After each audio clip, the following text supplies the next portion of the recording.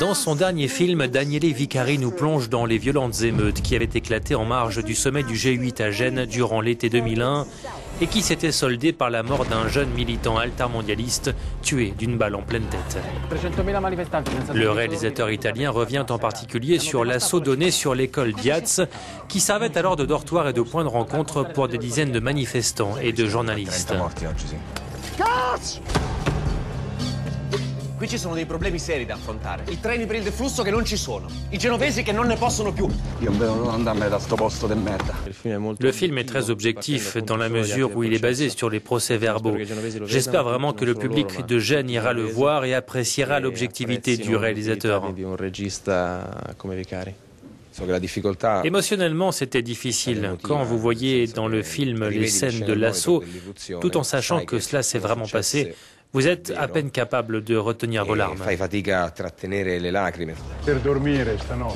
93 militants altermondialistes sont présents dans l'école Diaz lors de l'assaut.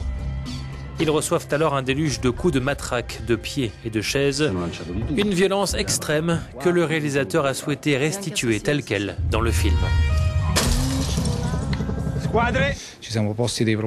On s'est posé des questions sur le point de vue narratif, dramaturgique, pour ne pas repousser le public. Mais on voulait que la violence soit représentée de manière crue et réaliste dans le film. Vous ne pouvez pas rester indifférent devant de telles scènes.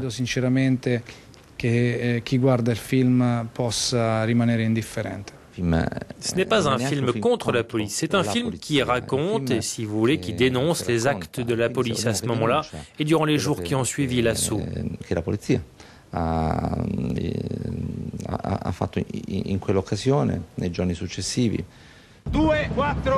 La production a d'ailleurs préféré tourner en Roumanie afin d'éviter la pression médiatique, le sujet étant toujours très sensible en Italie.